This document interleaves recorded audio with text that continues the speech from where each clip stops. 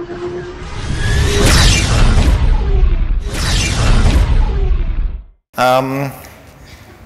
would like to give you a brief overview what you can expect within the next 20 minutes. I will talk a little bit about trends that we foresee in the urban mobility and a little bit about our answers from DriveNow. And starting with it, we see at the moment global mobility is changing, and I just highlighted a few megatrends like urbanization, globalization, laws and regulations, but in general we see two main streams. We have on the one hand side changing environment, as I said, urbanization, globalization. On the other hand, we have a change in people's mind shift, post-materialism, individualism, and I will highlight a few things here. First one, we see global cities are growing, and often the bigger, the faster. And that means a lot of more cars in the cities, more congestion. For example, look at China and their pollution problems, more parking pressure. And cities are trying to react to that. And how do they react? They try to enforce their laws and regulations.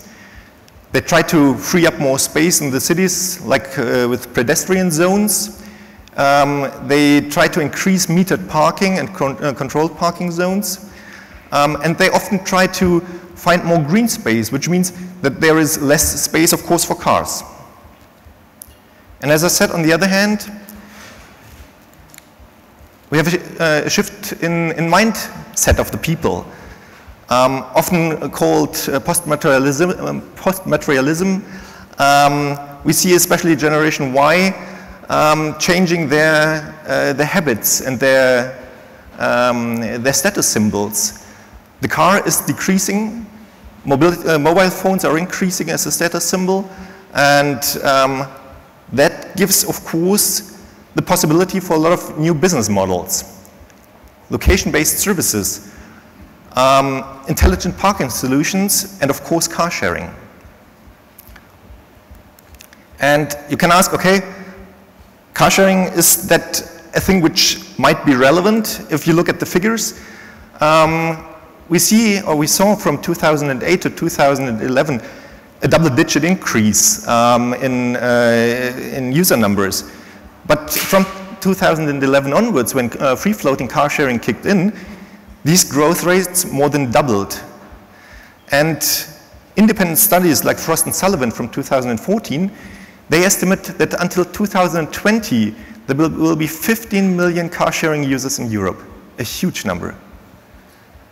And this, of course, gives business potential. And this is why in 2011, BMW and Sixt agreed to found a company called DriveNow. Now you can question why these two companies. Well, BMW brings great cars on the streets, premium products and services for individual mobility. And on the other hand, you have Sixt as a leading provider in the car rental business, having all that fleet management know-how in place, which is necessary to operate something like DriveNow.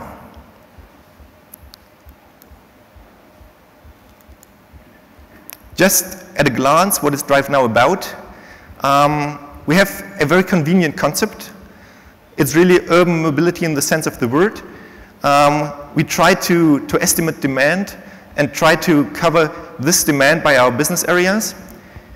We have no fixed rental stations. You can simply pick up the car wherever you find one, and you can drop off wherever you want to. So in many cases, our concept is even more flexible than your own car. On the other hand, we have a state-of-the-art pricing model. We have a payment by the minute. You only pay what you use. We have no fixed fees, whether annual fees or monthly fees. And so it's complete risk-free for you. You use it, you pay. You don't use it, you don't pay. So at a glance, we try to find answers for all the megatrends and give them an individual DriveNow solution to it. So it's not only that we focus on the external developments, like we try to find solutions for the cities, to help them become smarter, help them to become cleaner. But we also try to find a solution which addresses all the individual problems, attracting new customer groups, offer a solution for individual mobility. And to give you some more insights, I want to highlight a few of our solutions, what we think is good for future mobility. As I said, cities have a parking problem, they have a space problem, and so we ask our users, have you abolished your cars in recent years? And amazing 37% said yes. And we asked, what was the reason? And the reason was because, on the one hand, with free-floating car sharing, we now have the opportunity to have a car at my fingertips, to use it as flexible as my own car, and almost as important, together with free-floating car sharing and public transport, most of my mobility needs are covered. So I now do not have more a need for an individual car. And then, that is, of course, astonishing numbers, but then we said, okay, but we have another 64% left, which did not abolish their car. And so we asked, would you abolish your car? Or why haven't you abolished your car? And at first, I would like to guide your attention to the last line over there, because only 20% say, under no circumstances I will abolish my car. Only 20%. Absolutely amazing. And so we asked the rest, what would be a basis that you would be willing to abolish your car? And it often comes to chances. It comes to if my place or my residence would be better served by other mobility options. If car sharing would cover my personal situation, then I would be willing to abolish my car. Great opportunities.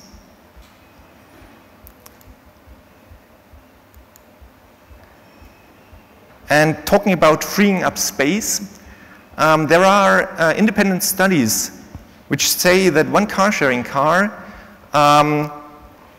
reduces the private demand for cars by 9 to 13 cars. And these are often high-emission vehicles. We substituted through low-emission BMW and mini vehicles. So that frees up space. And on the other hand, our vehicles are often highly utilized. A personal car, and you might know that from your personal experience, you use it maximum 1 hour a day. Our vehicles drive 3 to 5 hours a day, so 3 to 5 times more utilization on these cars. And these both effects, reducing the number of cars and increasing utilization, doubles the effect of freeing up space in the city. And talking about the emission problem, that this effect can also be increased by electromobility. At the moment, we operate 60 cars, 60 active E's in Germany, 40 in Berlin, 20 in Munich, and we operate 30 brand new i3 in London. As you might know, the German government has the goal to bring until 2020 1 million cars on German streets. At the moment, if I have the figures correct, I think we have 20,000 electric vehicles on the streets, and we are so at the forefront of electric vehicles. Over 60,000 people have used our cars now, generating 160,000 drives within the last 2 years. Amazing figures, especially if you realize that one of the major hurdles for people today is that they say, I haven't experienced electromobility up to date. I have no idea what it's like, what it's driving like, do I have problems with the range, and so on. And next, now I talked a little bit about all the outer changes of our environment. Let's talk about the mindset of people. The thing is, Our system gives the chance to take advantage of different cars. At the moment, we have 9 different models in our fleet. I don't know if any one of you has 9 different cars in his garage. Probably not. And this gives you a lot of possibility for different use cases. For example, if you want to go out in the evening, meet with friends, go to a very popular area, it's often very crowded, often very difficult to find parking space. So it's good to take a small car, like a Mini Cooper. On the other hand, if you want to go to the airport, having 3 or 4 bags with you or your family, then you need a much bigger car, taking an X1. Or if you want to go on Saturday or Sunday to a lake nearby, maybe it's convenient to take a convertible, like a Mini convertible, or a BMW 1 Series convertible. Or if you need a lot of space going to IKEA buying new furniture, then maybe the Mini Countryman, or again the X1 is the car of your choice. And of course, if you would like to experience electromobility, we have the Active E and the i3 in the fleet. So you can ask now, nice, but is it relevant? Do people need this? And if you look at the development in the last years, it's really astonishing how car sharing developed. Even from 1997 to 2011, you see double-digit growth numbers. But as I said, when free-floating car sharing kicked in 2011, then the development really took off. This is only Germany. We have now over 1 million car sharing users in Germany. And the market share of free-floating car sharing is over 63%. Great achievement. And we are at DriveNow very proud that we are one of the drivers here. Within the free-floating market, we own 36% of the market, and we expect to grow further. So the development is relevant, it is important, and it gives great opportunities as well to cities as to people. And to give you a little bit more impression what we think DriveNow is like and how you can use it and what's the mindset behind this, I have a little film.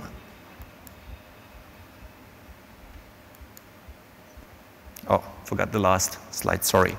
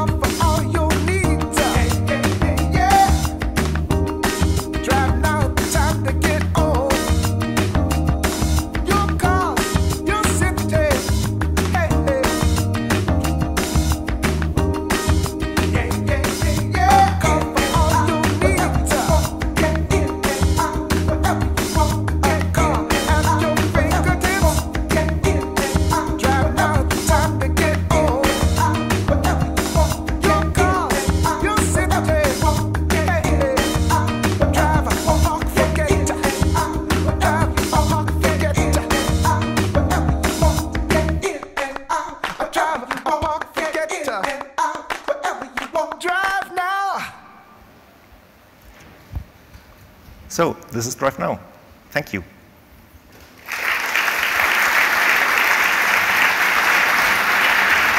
Thank you very much. Now it's your chance to ask questions, to get further information you would like to. We've got hosts here with a microphone. There's someone. You wanted to? No? Okay. But in the background there are two people. Yes, I can see them. Good morning. Good morning. I have a question for you about the topic of cannibalization. You said 37% of customers who use DriveNow had sold a car, and that only 20% of overall car sharing users, if I understood correctly, were in favor of keeping their car at all costs. How you are part of a company that sells cars primarily, and please describe a little bit the dynamic that you're riding a wave of change and the rest of the company depends on that change maybe not happening to the same pace. How does that work? Interesting question, because it arises very often, and in the beginning in 2011 when I started with DriveNow and I presented the concept to BMW colleagues, I often got the feedback, how crazy are you? You're corrupting our business. I think at the end of the day, it's not like that, because when we look at our customer groups, we are completely addressing new customer groups which cannot be covered at the moment by BMW. The typical BMW buyer is around 50 years old, often buying a 3 Series, a 5 Series, not necessarily coming from the inner city core, because people there anyway try to get rid of their cars because they have no parking space available.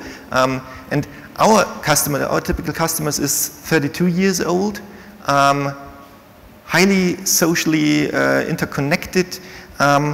So at first it's a different customer group. Secondly, our concept is very much focused on urban mobility. We do not say that in 15, 20 years time no one will own a private car. This is not the case. There will still be a huge market to be covered. But we focus on urban mobility, and urban mobility, as I told you, is changing, and so we are addressing exactly the needs of the people here. And that does not conflict with the targets of the BMW group. And what we see now after 4 years of operations is that first people that came to us in 2011 now move on in their life situation. They're leaving the city, maybe moving to the suburbs. So then they have need for a known car. And then they often tend to buy a BMW. So at the end of the day, it's a win-win situation for us both. There was another question behind you, I think. No? Okay. Other questions from you there?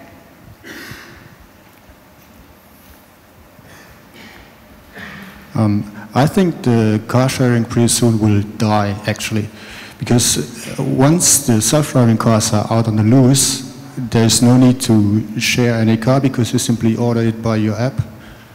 Obviously, you have a different opinion about that, but why?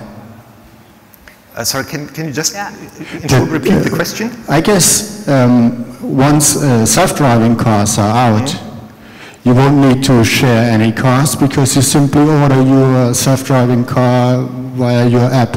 Actually, it's Uber without the driver. Interesting, but I would argue the other way around. Because the thing is, with Uber, at Uber, the possession of the cars lies with the driver. So Uber does not possess any cars. Then they don't have capacity for fleet management. So thing is, you're absolutely right. If self-driving cars come to market, then that will be another game changer, of course. But why not integrate self-driving cars into DriveNow?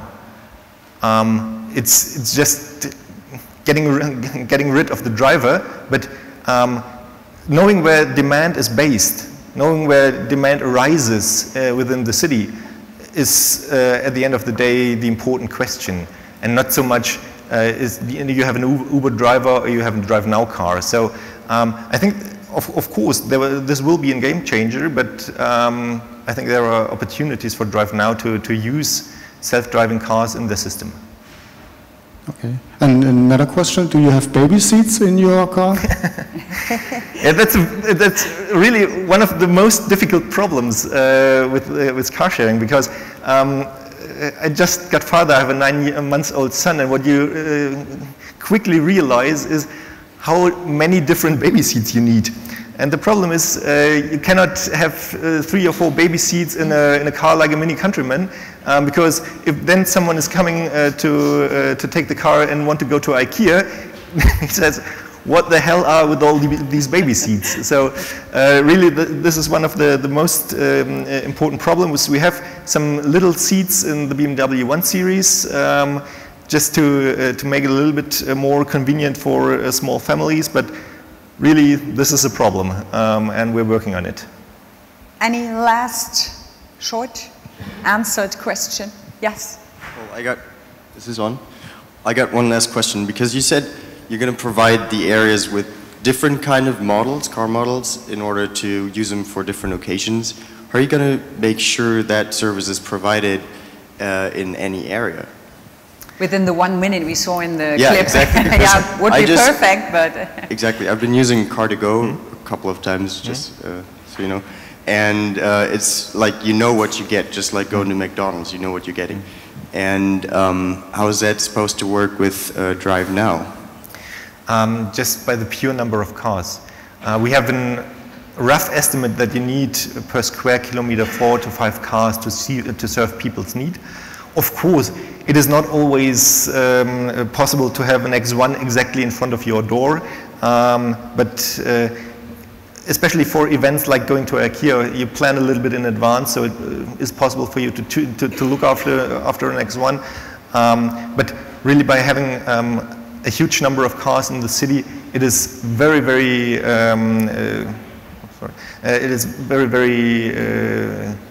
realistic that you find the car you need within 500 meters distance time or walking time. Thank you. Thank you very much for your questions. Thank you, Sebastian, for this very interesting topics you told us about. Thank you very much. Thank you, Claudia.